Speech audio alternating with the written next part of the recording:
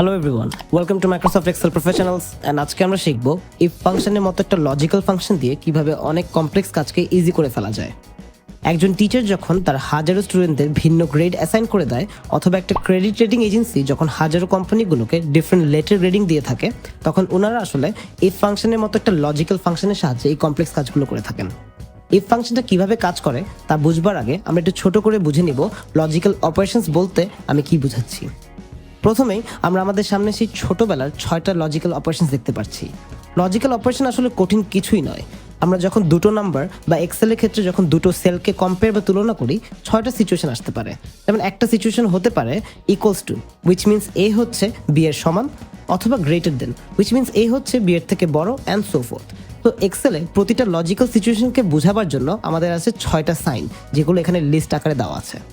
এবার আসছি ইফ ফাংশনে। আমরা আমাদের সামনে দেখতে পাচ্ছি কোম্পানি XYZ এর দুটো সেলস টিম ও তাদের 100-র ভিতর পারফরমেন্সের স্কোর। টিমগুলোর নাম লাল ও সবুজ কালার দিয়ে নির্ধারণ করা আছে। এবার আমরা দেখব ইফ ফাংশনটা ডিফারেন্ট সিচুয়েশন ওয়াইজ আমরা কিভাবে কাজে লাগাতে পারি। প্রথমেই সেল B7টা সিলেক্ট করে দিচ্ছি একটা ইকুয়ালস টু সাইন। এবার টাইপ করব ইফ। ট্যাব বাটন দিয়ে ফাংশনটার সিনট্যাক্স বা আর্গুমেন্টগুলো একটু অ্যানালাইজ করে দেখি। প্রথম আর্গুমেন্ট হচ্ছে লজিক্যাল টেস্ট, উইচ মিনস আমাদের এখন একটা লজিক্যাল অপারেশন সেট করে দিতে হবে, যেমন একটু আগে দেখেছিলাম। তো এখানে আমরা ধরে নিই লাল টিমের স্কোর হচ্ছে সবুজ টিমটার স্কোরটার সমান। তো লজিক্যাল টেস্টে টাইপ করব B4 is equals to D4, কারণ B4 সেলটাতে আছে লাল টিমটার স্কোর ও D4 সেলটাতে আছে সবুজ টিমটার স্কোর। এখন এই লজিক্যাল টেস্টটা কিন্তু সত্য হতে পারে অথবা মিথ্যাও হতে পারে। এর পরের আর্গুমেন্টে লেখা ভ্যালু ইফ ট্রু, এর মানে এক্সেল জানতে চাচ্ছে যদি লজিক্যাল টেস্টটা আমাদের সত্যি হয় তাহলে এক্সেল এই সেলে কি দেখাবে। আর তার ঠিক ডান পাশেই আছে value if false, which means logical টেস্টটা যদি সত্যি না হয়, ইন দ্যাট কেস আমরা কি দেখতে চাই এই সেলটাতে। বামে আমরা দেখতে পাচ্ছি অ্যান্সার টাইপে আছে 1 বা 0। আমি এবার সেকেন্ড আর্গুমেন্টে লিখব 1 ও থার্ড আর্গুমেন্টে লিখব 0। এর মানে সেল B4 এর নাম্বারটা যদি সেল D4 এর সমান হয় তাহলে আমরা 1 দেখতে পারবো, আর যদি তা না হয় আমরা দেখব একটা 0। তো ব্র্যাকেট ক্লোজ করে এন্টার দিলেই আমরা দেখতে পাচ্ছি 0। দিস ইজ বিকজ উপরে লাল টিমটার স্কোর কিন্তু সবুজ টিমটার স্কোরের সমান নয়। হাউএভার আমি এবার যদি লাল টিমটার স্কোরটা মুছে 30 লিখে দিই, আপনারা খেয়াল করবেন নিচে এখন লেখা আসছে 1, কারণ ইফ ফাংশনের দ্বারা আমরা এটাই সেট করে রেখেছিলাম যে দুটো টিমের স্কোর যদি সমান হয়ে যায় তবে আমরা 1 দেখতে পারবো, আর যদি সমান না হয় আমরা দেখতে পারবো 0। অ্যান্ড এক্সেল ঠিক ওই প্যাটার্নটাই ফলো করছে। পারফেক্ট। আমরা এবার নাম্বারে সীমিত না থেকে শব্দভিত্তিক কমান্ডসও দেখতে পারি ইফ ফাংশনের সাহায্যে। ফর এক্সাম্পল, এবার যদি আমরা সেল B8 আবারও আরেকটা ইফ ফাংশন দ্বারা করাই ও সেম লজিক্যাল টেস্টেই রান করাই, যেমন B4 is equals to D4। এবার আমরা 1 বা 0 জায়গায় চাচ্ছি ট্রু বা ফলস দেখতে। ট্রু বা ফলস অ্যাসাইন করার সময় মাথায় রাখতে হবে এক্সেল নাম্বার বা সেল রেফারেন্স যেভাবে পড়তে পারে, লিখিত টেক্সট সেভাবে পড়তে পারে না। হেন্স সেকেন্ড আর্গুমেন্টে দুটো কোটেশন মার্কের ভিতর লিখতে হবে ট্রু, এবং কমা দিয়ে দুটো কোটেশন মার্কের ভিতর আমাদের লিখতে হবে ফলস। এবার ব্র্যাকেট ক্লোজ করে দিয়ে আমরা আমাদের রেজাল্টটা দেখতে পাচ্ছি, উইচ ইজ ট্রু। কেননা উপরে দুটো স্কোরই কিন্তু আছে সমান, হেন্স আমরা দেখছি ট্রু। আমি যদি গ্রিন টিমের স্কোর এবার বদলে দেই, নিচের দুটো লজিক্যাল টেস্টে কিন্তু এবার দেখাবে 0 ও ফলস। অ্যান্ড ইফ ফাংশনটা কিন্তু এখন ডাইনামিক্যালি কাজ করছে। অ্যামেজিং। আমরা এবার চাইলে ট্রু ফলসের জায়গায় নির্ধারিত সেলও অ্যাসাইন করে দিতে পারি। যেমন ডান পাশে দেখতে পাচ্ছি সেল F7 এ লেখা পাস ও সেল G7 এ লেখা ফেল। তো আবারও ফেরত এসে এই সেলটা সিলেক্ট করব এবং আরেকটা ইফ ফাংশন দ্বারা করাবো। তবে এবার লজিক্যাল টেস্টটা আমরা একটু চেঞ্জ করে নেই। ফর এক্সাম্পল, এবার ধরবো যে লাল টিমটার স্কোর হচ্ছে সবুজ টিমের থেকে বেশি, উইচ মিনস এখানে লিখতে হবে B4 is greater then D4। এবার সেকেন্ড আর্গুমেন্টে কিছু টাইপ না করে আমি ডিরেক্টলি পাস লেখা F7 সেলটা সিলেক্ট করে দিব ও থার্ড আর্গুমেন্টে সিলেক্ট করব G7। পারফেক্ট। এবার ব্র্যাকেট ক্লোজ করে এন্টার প্রেস করলেই আমরা পেয়ে যাচ্ছি আমাদের রেজাল্ট, হুইচ ইজ ফেল। কেননা লাল টিমের স্কোরটা কিন্তু সবুজ টিমের থেকে বেশি নয়। তো আবারও লাল টিমের স্কোর যদি এবার মডিফাই করি, আমরা নিচে দেখব পাস লেখা চলে আসছে।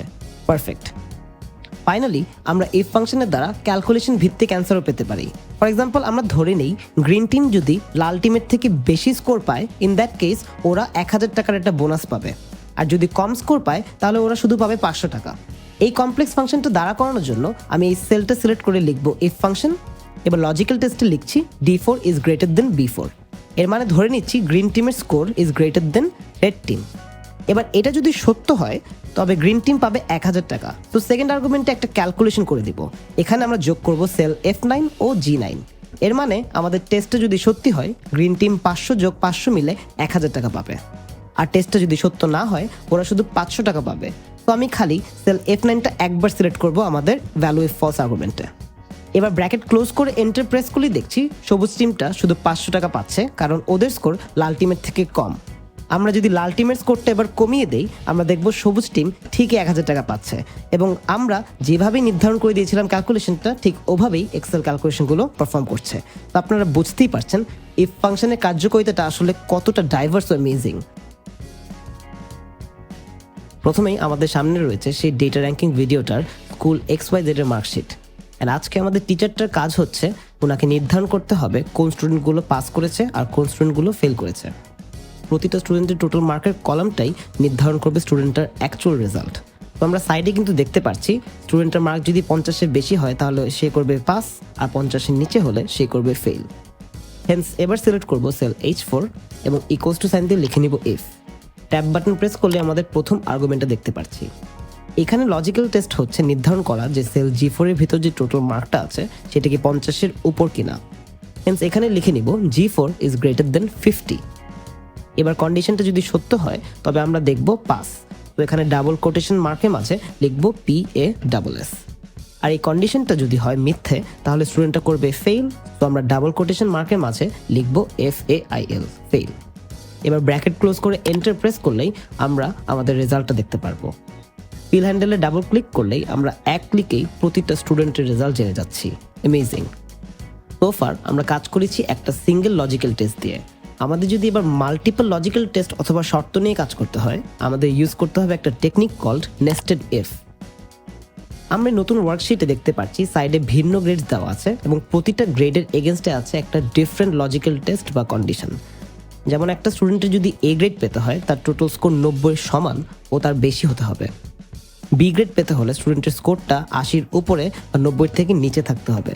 ইন দিস কেস এতগুলো কন্ডিশন এক্সেলকে বোঝাবার জন্য আমাদেরকে একটা ইফ ফাংশনের ভেতর আরও অনেকগুলো ইফ ফাংশন যোগ করে কাজ করতে হবে। জিনিসটা আমরা একটু প্র্যাকটিক্যালি না দেখলে বুঝবো না। তো এবার সিলেক্ট করে নিচ্ছি সেল H4 এবং ইকুয়ালস টু দিয়ে লিখব ইফ। ট্যাব বাটন প্রেস করে প্রথম কন্ডিশনটা দেখতে পাচ্ছি।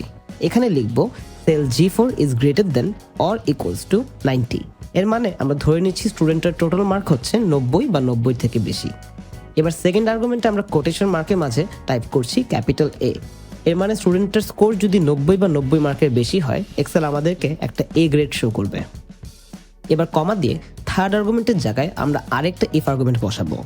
এবার IF টাইপ করে আমরা দেখতে পাচ্ছি এক্সেল আমাদেরকে অনেকগুলো সাজেশন দেখাচ্ছে। শুধু ইফ লেখা অপশনটা আমরা ট্যাব বাটন দিয়ে প্রেস করে এবার নতুন আর্গুমেন্টটা সেট করব। এখানে আরেকবার লজিক্যাল টেস্ট চলে আসছে। এর মানে আমরা এখন আমাদের দ্বিতীয় আর্গুমেন্ট দেওয়ার জন্য প্রস্তুত। এখানে এবার টাইপ করব cell G4 is greater than or equals to 80। এবার কমা দিয়ে কোটেশন মার্কের মাঝে লিখব B। তো এর মানে দাঁড়াচ্ছে সেল G4 এর মার্কটা যদি 90-এর বেশি হয় তাহলে এক্সেল আমাদেরকে একটা A গ্রেড দেখাবে, আর এই মার্কটা যদি 80-এর বেশি হয় তাহলে আমরা দেখব একটা B গ্রেড।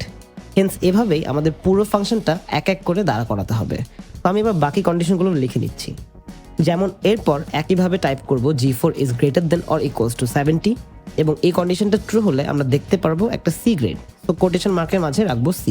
এবার কমা দিয়ে আবারও ইফ লিখে আমরা লিখব G4 is greater than or equals two 60 এবং এটা যদি হয়ে থাকে তাহলে আবারও আমরা দেখব একটা D গ্রেড। সো কোটেশন মার্কের মাঝে রাখবো D।